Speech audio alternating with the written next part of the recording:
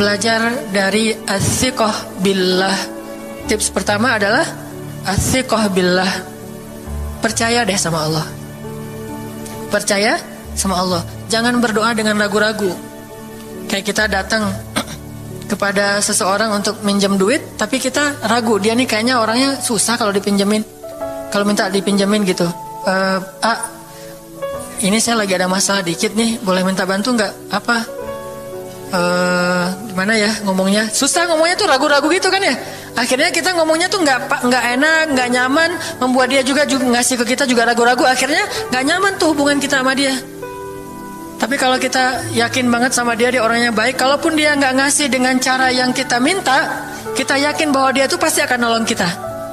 Sehingga kita akan curhat masalah kita itu dengan tulus, bahwa kita punya masalah kayak gini-gini, bukannya kita mau minta-minta, cuman sifat dari manusia itu saling tolong-menolong. Kita beritahu masalah kita, dan kita yakin dia pasti akan nolong kita. Kalau nggak bisa ngasih duit, dia akan minta tolong kepada orang lain yang mungkin bisa membantu kita. Dia akan ngasih link, dia akan memediasikan kita. Oh, aduh maaf ya, saya juga lagi sekarang lagi butuh uang, ini lagi nabung-nabung juga, sama kita mah lagi sama-sama pengen hijrah status. Cuman nih saya kenal ada temen nih yang dia alhamdulillah orangnya tuh suka banget bantu orang lain. Mungkin saya bisa merekomendasikan, saya bisa bantu kamu, ayo kita jalan bareng, ngomong sama temennya. Pokoknya kita yakin dia bisa nolong. Nah kalau kita yakin, percaya sama Allah, Allah itu gak butuh perantara. Allah bisa nolong kita dengan cara apapun. Walaupun takdirnya udah ditulis, kamu tuh gak akan punya istri sampai meninggal dunia. Ya Allah, masa gitu sih? Gak akan punya istri. Ya Allah, tapi gimana, masa saya mau hidup sendiri terus? Kamu gak akan punya istri, kata malaikat teh. Ini orang doanya, katakan malaikat dengerin doa kita ya. Kalau di hati malaikat gak tahu, tapi kalau di lisan kita doa, ya Allah, beri saya seorang suami yang benar-benar bisa mendidik agama saya. Kata malaikat, Neng, ganti doa yang lain aja tuh Neng. Itu mah takdirnya udah ditulis, Neng gak akan punya suami. Kata malaikat. Kita mah walaupun malaikat ngomong gitu, biarin aja. Ya Allah, Engkau Maha Rahman, Maha Wadud, Engkau bisa mengubah takdir. Kata malaikat, ya juga sih, cuman takdirnya udah ditulis Neng. Ya Allah, terus aja. Tiba-tiba tok, Assalamualaikum, Waalaikumsalam. Ayahnya nemuin, ternyata pas kita nguping dari kamar, wah itulah calon pangeran kita yang datang untuk melamar kita, calon raja, calon imam. Malaikat heran-heran, wah subhanallah nih, si Enang ini gak putus asa dalam meminta. Kita juga gitu, doa aja terus.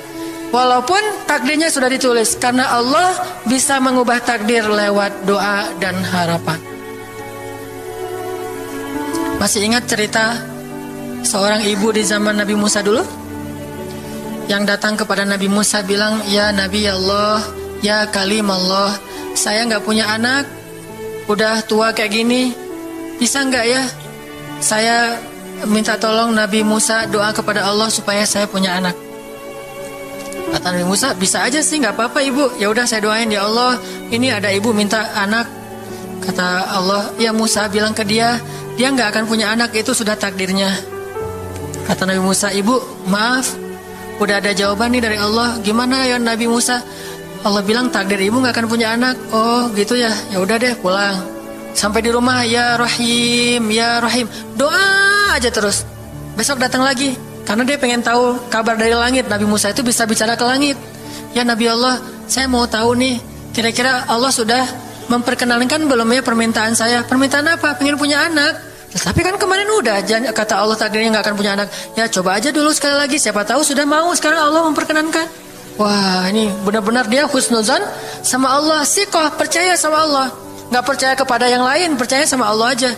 Nabi Musa karena udah terus aja direngekin minta gitu, Nabi Musa bilang, ya Allah, ini ada ibu yang kemarin, gimana dong ya Allah?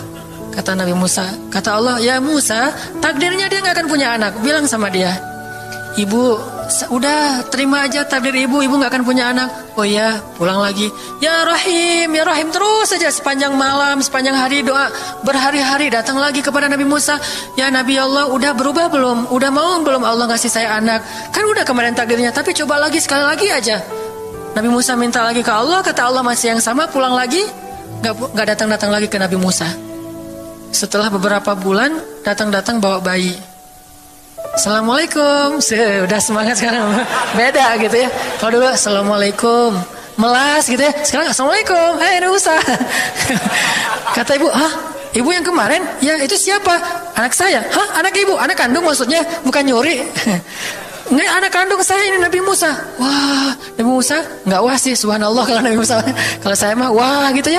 Kalau Nabi Musa, masya Allah. Nabi Musa tanya ke Allah, ya Allah, itu ibu yang kemarin katanya takdir nggak akan punya anak, kok bisa punya anak? Ceritanya gimana Allah?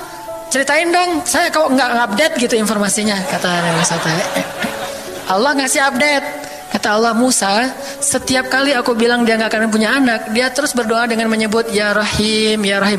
Allah itu kan senang banget dipuji, dan Allah lebih berhak untuk dipuji. Kalau kita senang dipuji gak baik. Kalau Allah senang dipuji, emang punya hak untuk dipuji kan? Allah senang dipuji.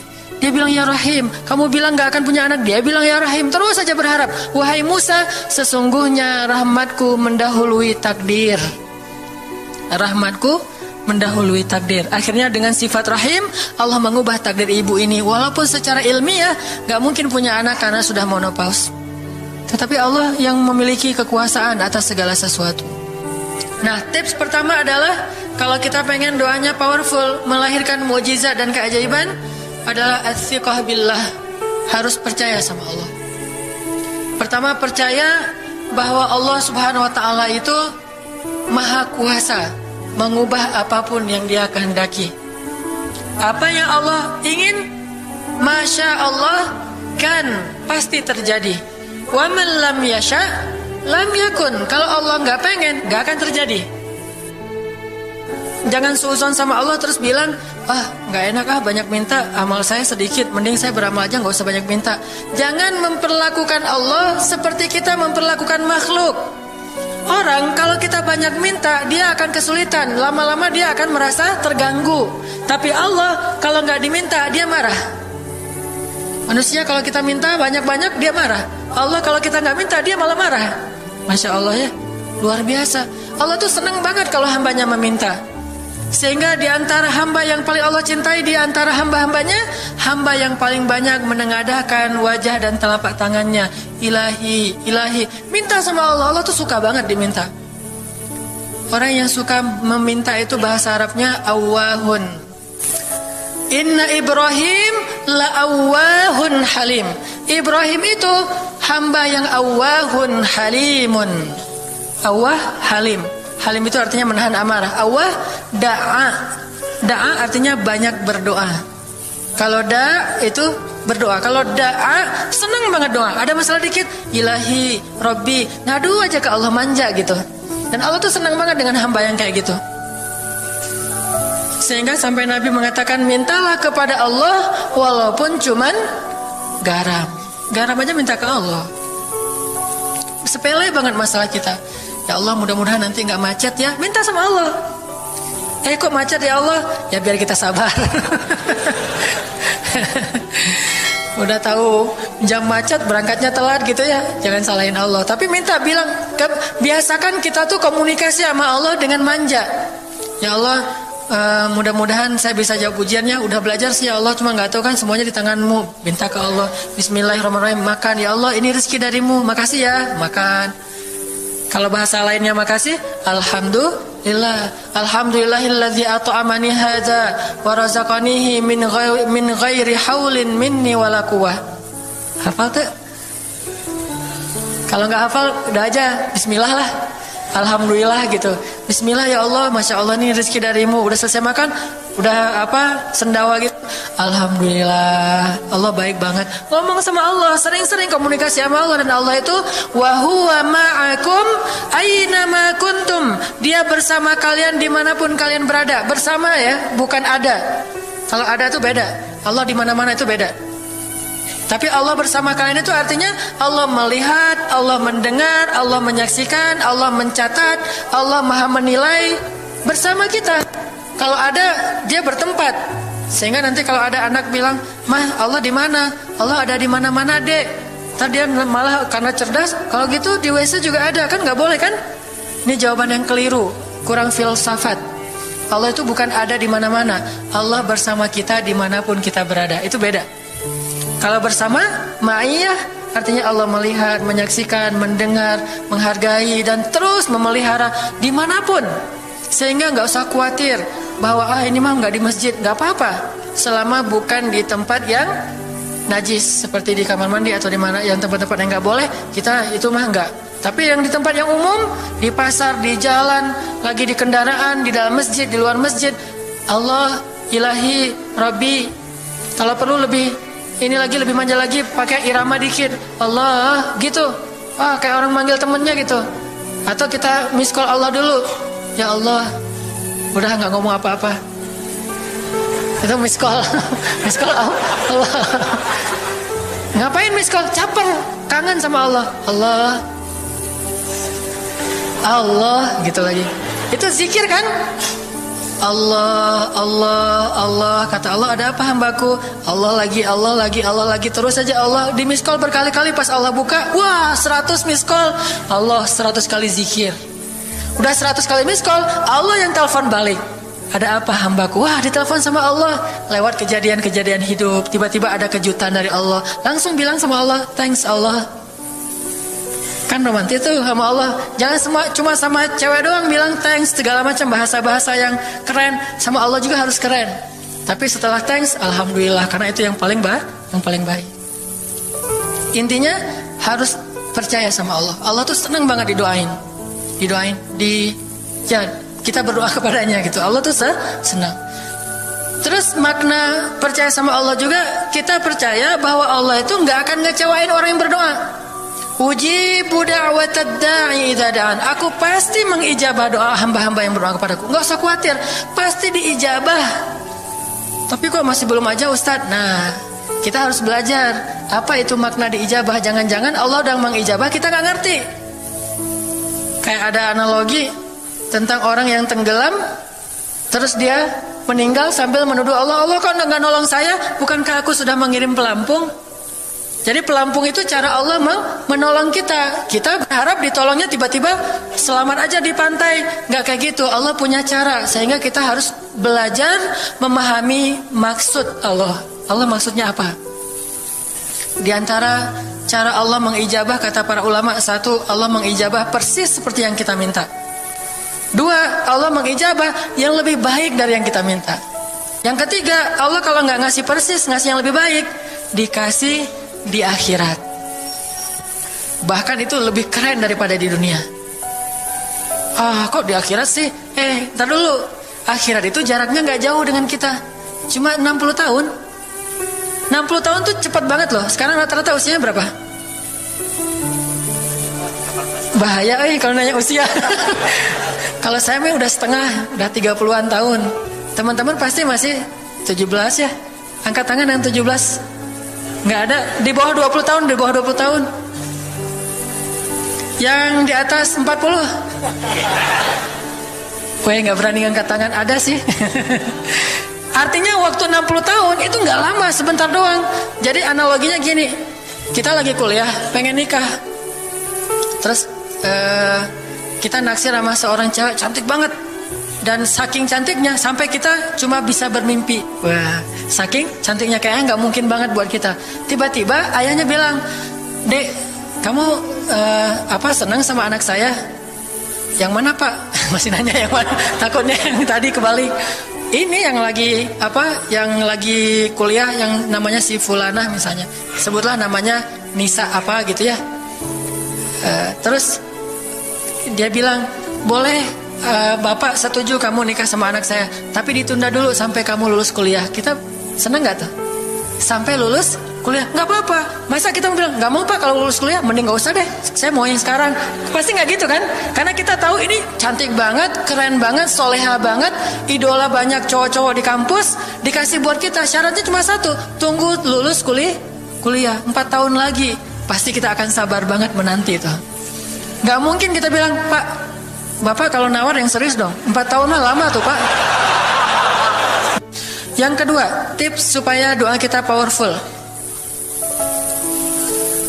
Kalau doa sama Allah itu yang romantis. Bahasa Arabnya munajat. Curhat sama Allah.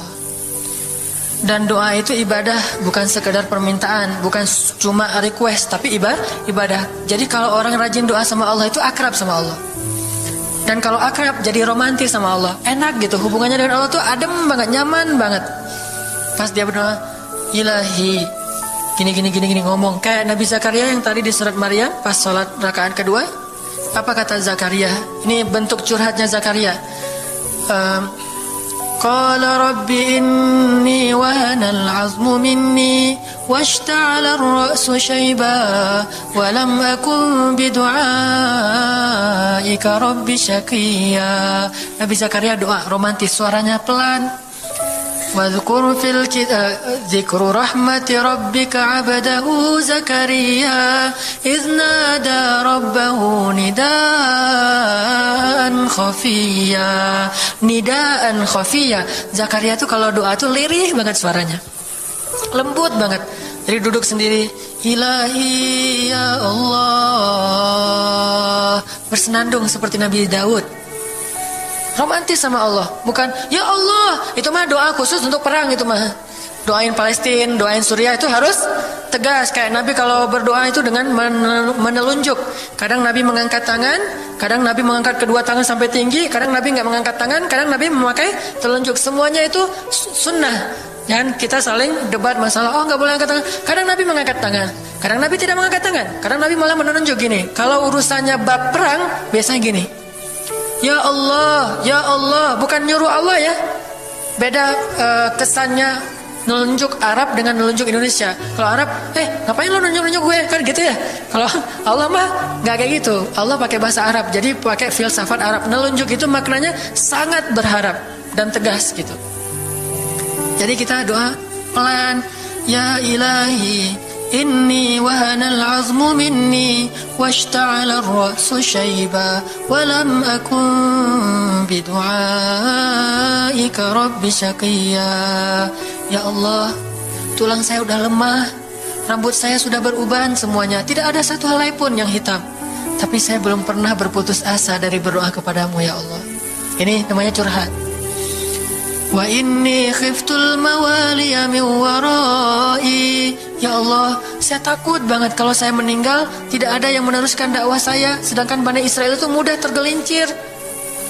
Fahabli min ladunka waliya. Ya Allah, beri saya seorang anak. Walaupun istri saya sudah mandul, tapi saya terus berharap kepadamu ya Allah. Ya Allah, please gitu. Waj'alhu rabbi radiyya. Ya Allah, jadikan anak itu yang sangat engkau ridhai. Minta Nabi Zakaria ke Allah. Tiba-tiba dapat kejutan. Ya Zakaria, inna nubashshiruka bi ghulam. Wahai Zakaria, bergembiralah, kamu akan punya seorang anak laki-laki. Itu hasil curhat ke Allah. Langsung Allah kasih nama. Ismuhu Yahya lam naj'al lahu min qablu samiyya. Namanya Yahya, kata Allah. Jangan cari lagi di Google. Udah ada namanya tuh, nggak perlu lagi nyari di googling gitu, nama yang bagus apa gitu kan ya. Lagi serius-serius. Ismuhu Yahya, itu sebaik-baik nama. Namanya datang dari langit. Ismuhu Yahya lam naj'al lahu min qablu samiyya. Belum pernah ada anak sesoleh dia di muka bumi. Wah, ini first nih, anak paling soleh. Terus kata Allah, wahananan, anaknya lemah lembut, wazakatan, anaknya suci, wataqiya, anaknya bertakwa, namanya Hanan At-Taqi. Itu mah doa ya, bukan GR. Karena saya juga belum bertakwa. Hanya Allah yang tahu siapa yang paling bertakwa. Terus apa lagi sifatnya? Wa barram biwalidayhi, anaknya sangat berbakti kepada orang tua. Allah kasih spesifikasi anak yang Allah pengen ngasih ke Zakaria. Itu luar biasa sifat-sifatnya. Wa barran biwalidayhi, enggak pernah nyakitin orang tua. Walam yakun jabbaran 'asiyya, enggak pernah berlaku kasar, tidak pernah bermaksiat, enggak pernah berdosa tuh Yahya. Wassalam, Allah menjaga dia. Wassalamun alaihi yauma wulida, Allah jaga dia ketika dia lahir. Wa yauma yamutu, ketika dia wafat. Wa yauma yub'atsu hayya, ketika dia dibangkitkan. Wah, ini dijamin dunia akhirat sama Allah. Hasil munajat. Allah kasih kejutan yang paling istimewa. Makanya bermunajatlah kepada Allah.